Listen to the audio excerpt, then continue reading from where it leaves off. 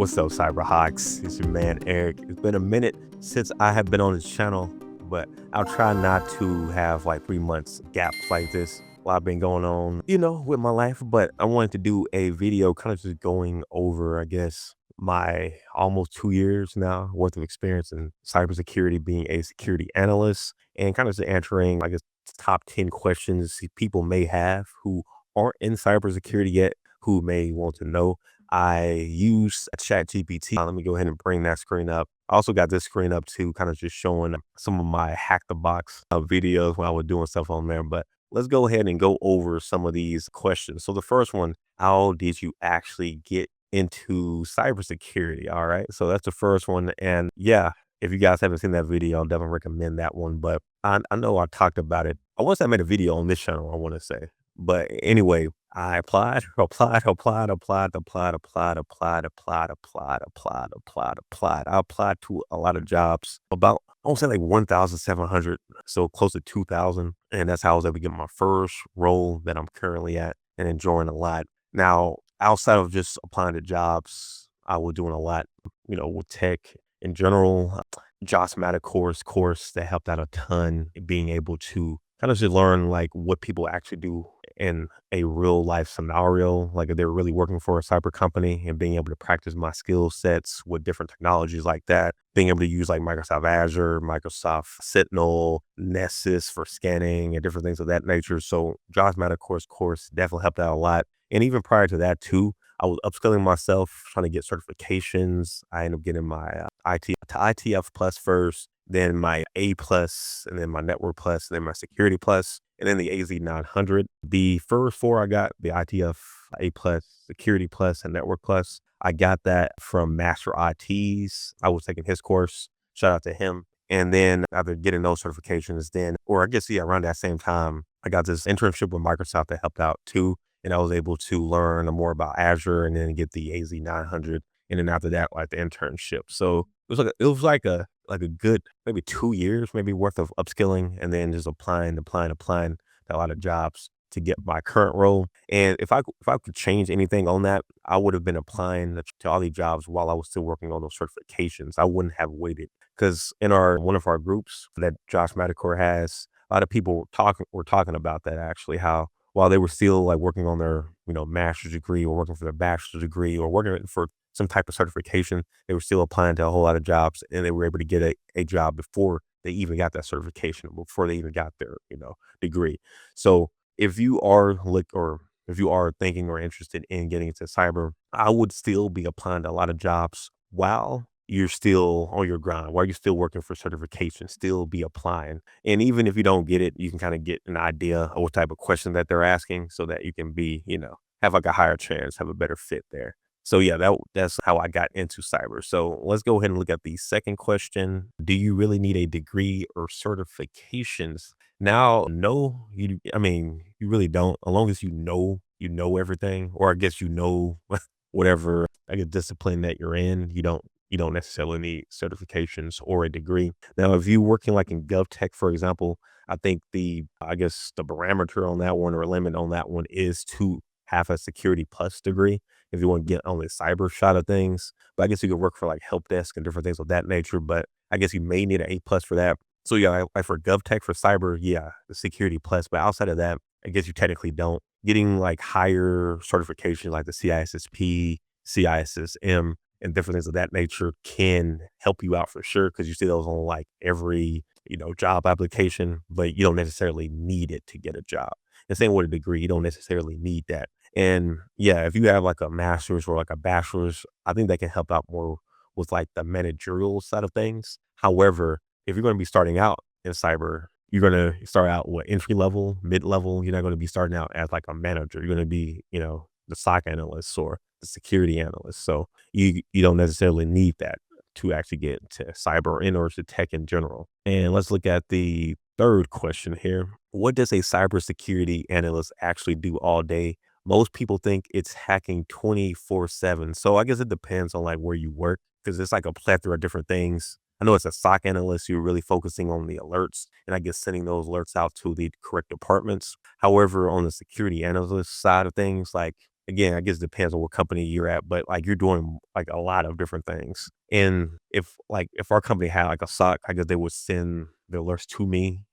For example, I get the alerts that would be for my level, and then I would be the person solving those. So as a security analyst, you do like a lot of solving of different, I guess, said alerts, emails as well. Depending on the company, you may do phishing emails, checking, see the email phishing or spam or whatnot, troubleshooting users on different things like that. It's like a plethora of different things. You're scanning servers, you're scanning this, you're scanning that. You're constantly learning like new technologies because you may end up changing some of the technologies that I was using at the beginning. We end up shifting over to like more cloud things. So I had to, learn that new skill. Thankfully, Josh Matacor's class helped out a lot with that. And yeah, it's like you're not only seeing a ton of different alerts, you're also trying to like solve everything, if that makes sense. So the things that you do get. And like I'm trying to think anything else like major, patchwork, depending on, your company, you may end up doing patching and checking that out as well. So like prior to this, I didn't really know too much about Patch Tuesday, but now I feel like a pro. I'm already on the Reddits and other blog sites ready for that to see, you know, which ones we should actually, run on our systems, run on our servers, and, what software that we shouldn't. But it's like a plethora of different things of that nature. It's not just like you doing one thing, at least from my company. I guess depending on your company, I guess you could just be doing one thing, but I feel like I'm doing like a plethora of different security tasks. And when you first start out, it can feel challenging at times for sure. That's another reason I do recommend Josh Matacor's class because learning about Microsoft Defender, Microsoft Sentinel, learning those skill sets helped out a ton. And I didn't feel so much as a newbie as I would have had if I didn't already have those skill sets. So it's another shout out to Josh for his course there. But it's like a plethora of different things like in that regard. So if you're used to using Microsoft Defender, for example, or AWS, Nessus, et cetera, you will have, I think, an advantage for somebody who hasn't used any of those software at all. So now let's go ahead and look at the next question here, and I'll also make this bigger here. Is cybersecurity really stressful? Oh, that's a good question. That is a good question. I'd say it's probably, to me, it's not really stressful. At times, it can be, especially when you first starting out. At times, like, you getting like a big security alert happening, and then maybe, okay, let's say a whole bunch of people are getting like a phishing email and they're sending this or spamming this to everybody, for example. It can like feel like crazy at that moment, but afterwards, you feel better. I feel like again, it depends on, I guess, how good you are with the tools, because if you're not really that good at the tools initially or just seeing stuff the first time, it can really feel, like, oh wow, this is a lot. But if you got like a reliable team that's able to work with you, it's hard to feel that 24/7. I feel like I had more stress throughout the whole entire day back when I was at Towers Watson One Exchange and dealing with, talking with customers and trying to sell that medical insurance, vision, dental to those people all day, talking with people on the phone. I feel like this is like a whole lot more technical and stressful at points. I don't feel like it's stressful throughout the whole entire day. I feel like it's more stressful at certain points. But once you get the hang of things and hopefully got a good team, you should not feel as stressful, at least as a security analyst. Now, as a SOC analyst, if I'm not mistaken, you're constantly dealing with alerts, I guess, like the whole 8 hours. So I could see you being stressed. But then again, you could be in that type of mindset of like, hey, I'm not solving these alerts. I'm maybe just analyzing it, getting the info, sending that out to the analyst, sending that out to the engineer to, actually fix. So yeah, I guess it kind of depends on your own technical aptitude as well as what type of team you have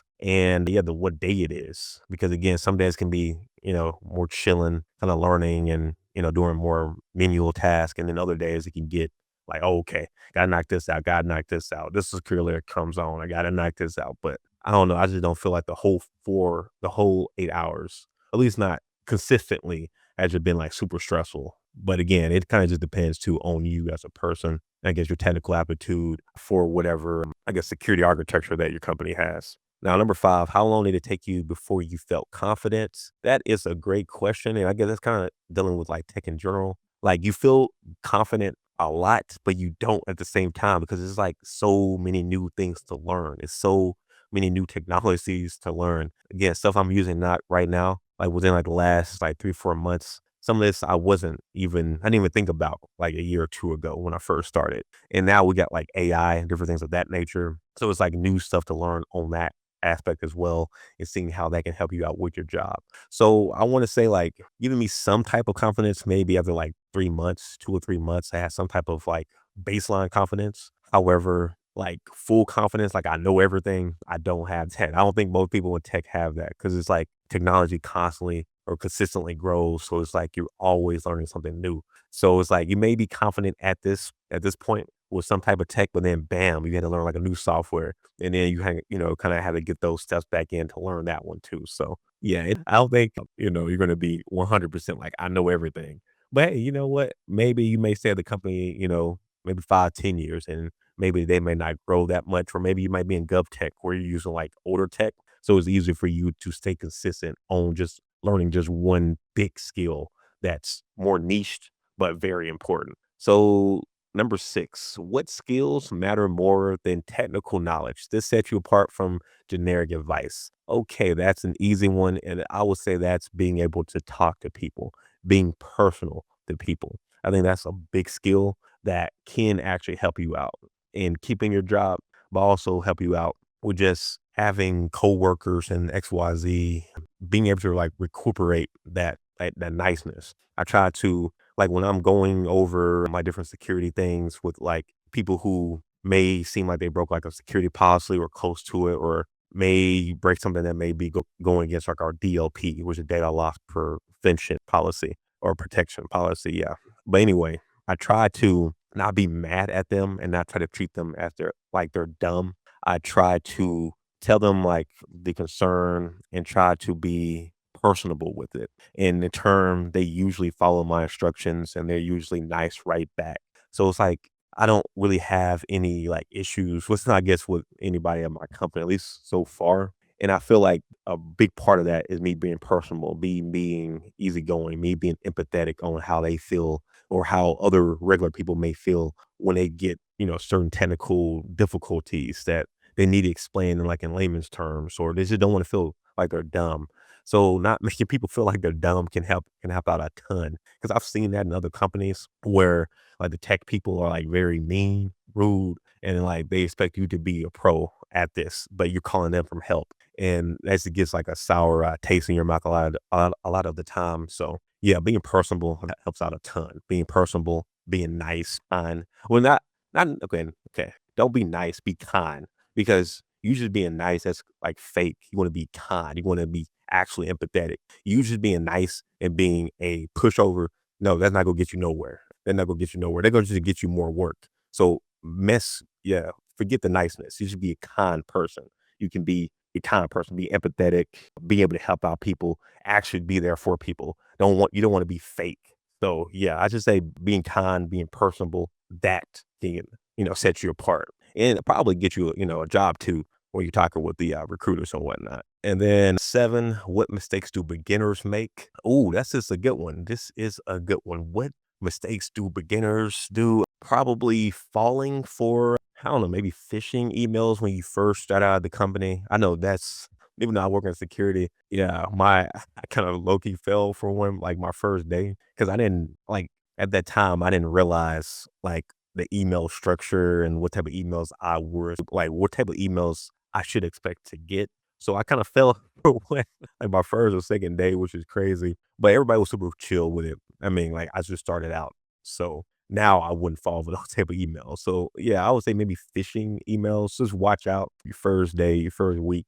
because you could end up getting a phishing email and they could be trying to get information for you. Thankfully, I didn't send any information like that at all. But just for the fact that I believe that that email was real. Thankfully, too, this is another one too. If you make mistakes, don't try to hide it. Just go ahead and just talk to your supervisor or manager and tell them the mistake. Because when I felt like I thought this email was real and it was a phishing email, I felt like after I looked at it and responded, thankfully, oh, I'm so glad I didn't send no like information. But when I responded, like afterwards, I'm like, wait a minute, I should have dived deeper into this email, and I hit up my manager and let them know the situation, and then they were able to help me out and fix it. We were Gucci. So yeah, if I didn't do that, and let's say it ended up being like something like real and serious, and my computer got infected and XYZ, it could have been a whole lot like worse. So just especially like your first time, like your first week, your first few months, don't be afraid to ask for help. And if you feel like this could be a phishing email or spam email, or you may be doing this wrong, you can always ask for help. And I feel like a lot of people may forget that when they like first start out. And then number 8 is cybersecurity oversaturated. Now, this is another good question as well. I don't feel like it is. I don't feel like it is in the slightest. Now, you could say, well, these companies need less people because now you got AI and other things of that nature. And okay, in that respect, maybe more of the entry levels, and I'm using that with quotation marks, maybe more of those, maybe oversaturated. But that's again putting in with the AI if all the companies are utilizing that. But I think there's a ton of different roles for like cybersecurity engineers, hire security analysts, AI security analysts, AI security engineering, AI security architecture, or just regular security architecture. I feel like there's still a plethora of different roles within cybersecurity that you can still actually get into, and that's not oversaturated. I feel like what's oversaturated is all these companies posting these jobs and not actually hiring for these jobs. Because it seems like we're seeing more and more ghost jobs. Now, number 9, what would you do differently if starting today? I think I touched on this before, but if I was starting out as a beginner, while I'm upskilling myself, I would still be applying to jobs. So when I'm working toward my Security Plus, I will still be applying to jobs during that whole process,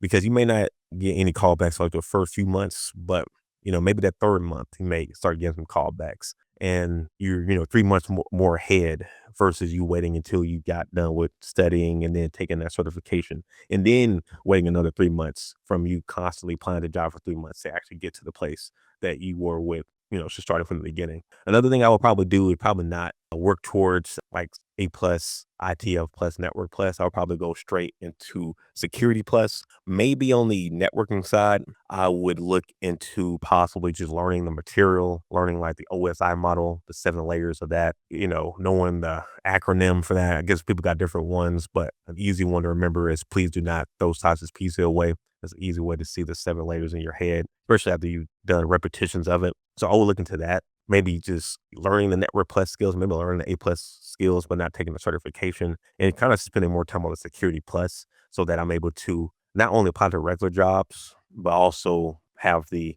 requirements for government tech or gov tech.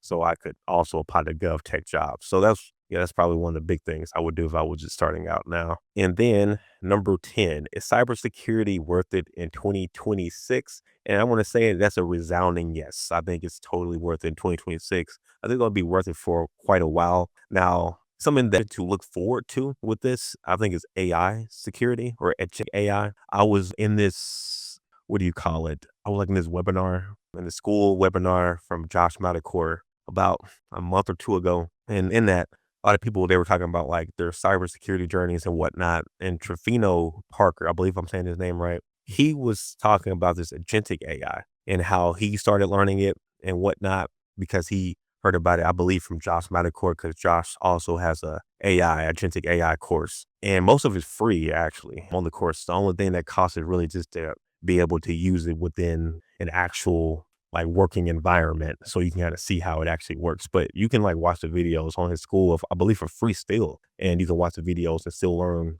the Python code, etc., that he's using on that. Anyway, he was talking about this and how much money is in it and how much money he was making and whatnot. So then while he was talking, I typed in AI or agentic AI, like security jobs. The lowest I seen was 150,000. The lowest. A lot of them were like 175, 200,000 plus. So I think security is great in 2026, but if you can add in that AI aspect to it, I think you can make some bank. First of that, it's AI. I have been busy with other things. I will make a video talking about one of those big things I've been working on these past few months, but I have not forgot about that agentic AI course from Josh. I'm like 70% done with it. So hopefully I can knock that out this month, and then I can take it again and take it again. so I can like really understand it. So when I'm talking with recruiters, I can explain this. But yeah, that AI security, AI architecture, AI, agentic AI, security, I think you can make some bank. And I think that's going to even improve even more. AI is popping big right now in terms of not only people talking about it, but the companies hiring for people who kind of know these skills. So that's something I will look forward to, for 2026. But anyway, guys, hopefully the 10 questions were pretty good. Hopefully I addressed your, possible concerns if you're thinking about getting into, security in the new year. And yeah, I'll try not to have like 3-month gaps like this. I'll hopefully at least have like one video a month at the, at the minimum. I got other channels too that I'm on, but for sure, I can't forget about you guys. But anyway, guys, too, if you haven't already, be sure to hit that like button and subscribe. And I will be seeing you guys in the next one. Peace.